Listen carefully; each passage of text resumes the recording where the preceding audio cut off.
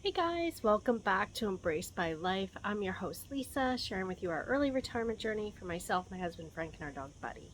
So a lot of people are looking to get their NLV visas and moving from the US here to Spain. So I wanted to recap and share a little bit about actually finding a place to live here in Spain while you're still in the US. There's a lot of folks who have been posting on the NLV website, Facebook group, and asking questions about finding a short-term rental while they get on site here in Spain to secure something more long-term, whether they're buying or looking for a long-term rental. So there's a couple ways to go about this. One way is to hire a relocation company, and they will actually help you find an apartment or a home to rent for at least a few months up to a year if that's something that you're looking to do. And specifically, they can help you find a place in the location that you want, and also if you have pets, they can try to find something for you to accommodate there, which is kind of difficult for some people to find a place that allows pets. And those relocation companies, in my experience, when I reached out to them, they're asking for at least about 1,200 to 2,000 US dollars to help secure that for you. And the reason why we did not go that route is because we wanted to see the place ourselves. We wanted to check out the neighborhood. Even though I'm sure they're very trustful and you're paying them to do this for you, and they'll give you options to choose from and most likely give you virtual tours. For me, I'm the type of person that needed to see the place myself and make sure that it was in a good location, and check out the noise around and all that kind of stuff. So what we did before we moved was we actually booked a trip for 2 weeks here to Spain to check out the area and secure a rental. Now, our plan initially when we booked our trip was to try out a bunch of Airbnbs. And so what we did was we booked around 4 Airbnbs, which we could book and had secured temporary bookings for later in the year when we were going to arrive in Spain. So we knew if we really liked one of them, we would have a booking at the same Airbnb set up for later in the year for at least 3 months when we arrived.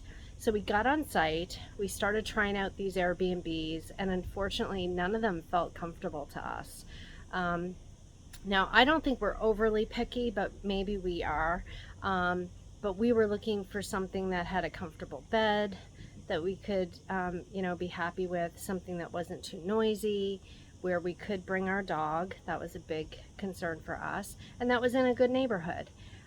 So as we were trying out these Airbnbs, we started getting concerned that, oh gosh, this isn't going to work for us when we land for 3 months looking then for our home to buy.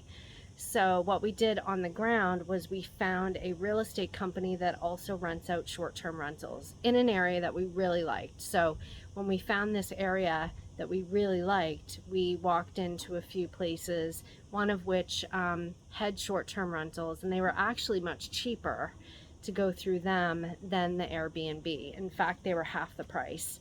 So that's what we did. We got on the ground, we found a company on the ground that did short-term rentals, and they also did weekly rentals and long-term as well. But they showed us a few places, we picked one out, we secured a deposit, and then we knew we had a place to stay for at least 3 months when we landed.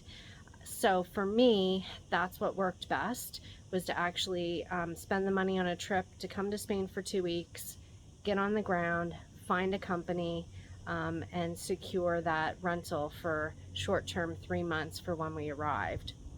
Now, it is difficult, obviously, timing your visa. We started our rental the beginning of November, and we didn't land here until near the end of November, so we did pay for the place for 3 weeks before we moved in, but we knew we had a comfortable place to move to. And so I think that for us was key. And the place that we moved into, it was available for like a month and a half, and then we moved to another place and then another place. But I have other videos that you can go back and watch on that. But for us, we found something that was moderately comfortable.